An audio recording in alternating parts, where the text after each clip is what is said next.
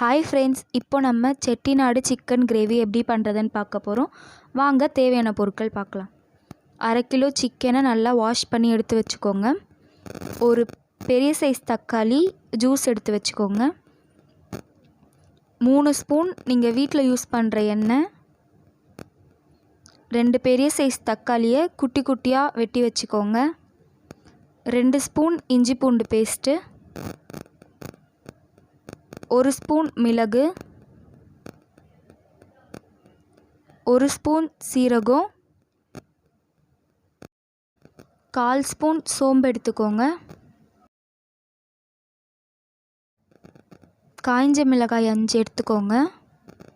பிரியாணி இலை 2, கிராம்பு 3, ஏலக்காய் 1, தனியாத்தூள் 1 டீஸ்பூன், தயிர் 3 table spoon, garam masala 1/4 table spoon,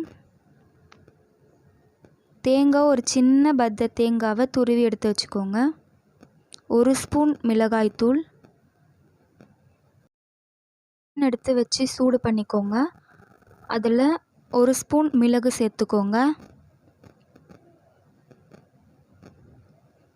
5 காஞ்ச மிளகாய் சேர்த்துக்கோங்க. சோம்பு 1/4 ஸ்பூன் சேர்த்துக்கோங்க. சீரகம் 1 ஸ்பூன் சேர்த்துக்கோங்க. பிரியாணி இலை 2 இருக்குல்ல எடுத்து வச்சுருந்தோம்ல, அதையும் சேர்த்துருங்க. ஏலக்காய் 3 சேர்த்துருங்க. பட்டை ஒரு சின்ன துண்டு சேர்த்துக்கோங்க. கிராம்பு 2, இதெல்லாம் சேர்த்து நல்லா வறுத்துருங்க. நான் தனியா பவுடர் எடுத்து வச்சுருக்கேன்னு சொன்னேன்ல, உங்கள்கிட்ட தனியா முழுசாக இருந்தாலும் இதோட சேர்த்து வறுத்து அரைச்சிக்கணும். இப்போது என்கிட்ட தனியா பவுடர் இருக்கிறதுனால நான் இதில் போடலை.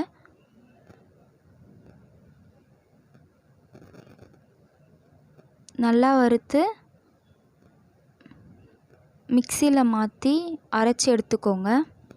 அதே பேனில் தேங்காய் துருவி வச்சுருந்தோம்ல, அதையும் சேர்த்து நல்லா வறுத்து எடுத்துக்கோங்க.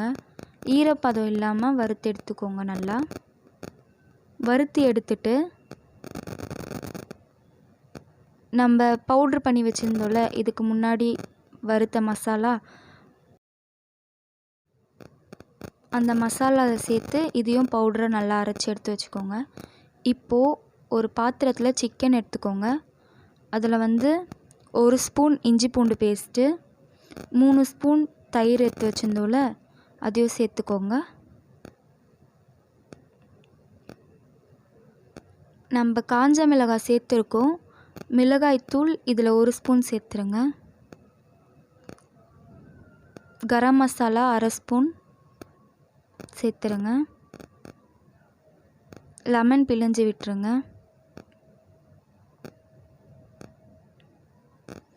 நல்லா ஒன்றா கலந்து விட்டுருங்க. எல்லா மசாலாவும் சிக்கனில் நல்லா மர்ஜ் ஆகணும். அந்த மாதிரி நல்லா பிசைஞ்சு விட்டுக்கோங்க. நல்லா பிசைஞ்சிட்டு லாஸ்ட்டில் சால்ட் லைட்டாக சேர்த்துட்டு அதையும் நல்லா கலந்து விட்டுருங்க.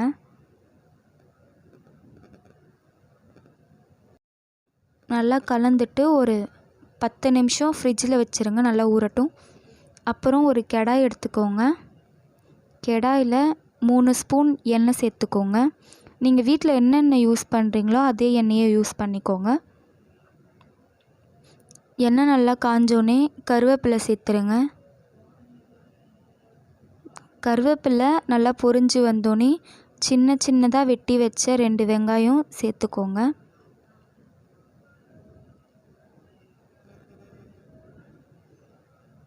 வெங்காயம் லைட்டாக வதங்கட்டும். லைட்டாக வதங்கினோடனே உப்பு சேர்த்துக்கோங்க. உப்பு கொஞ்சமாக சேர்த்துக்கோங்க.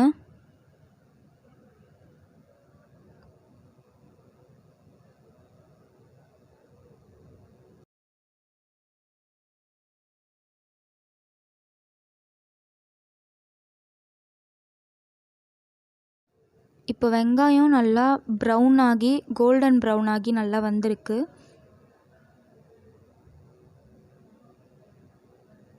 நல்லா கலந்து விட்டுட்டு இஞ்சி பூண்டு பேஸ்ட் 1 ஸ்பூன் சேர்த்துக்கோங்க.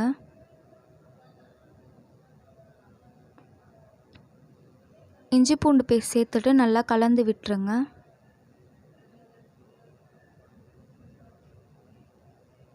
நல்லா இஞ்சி பூண்டு ஸ்மெல்லோட ரா ஸ்மெல் போனோடனே ஒரு தக்காளி அரைச்சி வச்சுருந்தோம் இல்லையா, அந்த தக்காளி ஜூஸ் ஆட் பண்ணிக்கோங்க.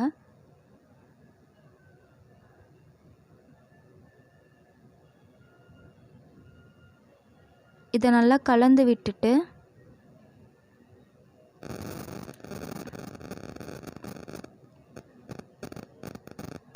கொஞ்சமாக 1/4 ஸ்பூன் மிளகாய்த்தூள் சேர்த்துக்கோங்க. ஏன்னா நம்ம மிளகாய்த்தூள் நிறைய சேர்த்துருக்கோம்.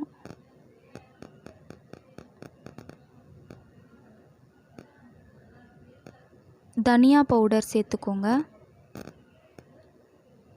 தனியா பவுடர் 1 ஸ்பூன் சேர்த்தா போதும். நல்லா கலந்து விட்டுருங்க.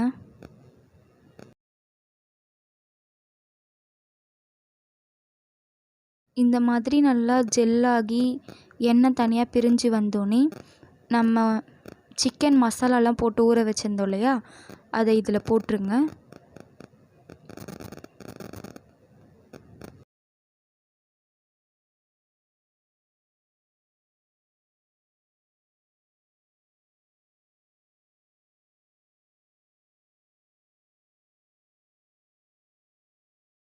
சிக்கன் போட்டுட்டு நல்லா கலந்து விட்டுருங்க. நல்லா கலந்து விட்டுட்டே இருங்க.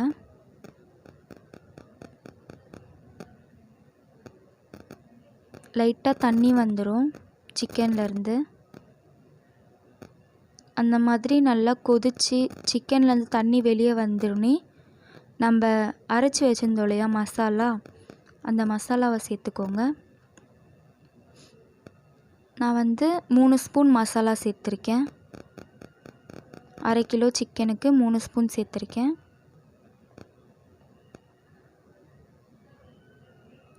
இதை நல்லா கிளறி விட்டுக்கோங்க. உங்களுக்கு ட்ரையாக வேணும்னா இதில் தண்ணி சேர்க்காம அப்படியே ஒரு மூடி போட்டு ஒரு 10 நிமிஷம் விட்டுருங்க. உங்களுக்கு கொஞ்சம் கிரேவியாக வேணும் அப்படின்னா லைட்டாக தண்ணி சேர்த்து மூடி வச்சுருங்க. நான் இப்போது கிரேவியாக செய்கிறேன், அதனால தண்ணி ஊற்றுறேன். இது ரசத்துக்கு, சாம்பார் சாதம் அந்த மாதிரி சாப்பிடும்போது இந்த சிக்கன் ரொம்ப டேஸ்ட்டாக இருக்கும். சப்பாத்தி, பூரி எதுக்குனாலும் இது சாப்பிட்லாம். இட்லி, தோசை எல்லாத்துக்குமே நல்லாயிருக்கும். இந்த மாதிரி கொதித்து ஒரு கிரேவி மாதிரி வந்திருக்கு.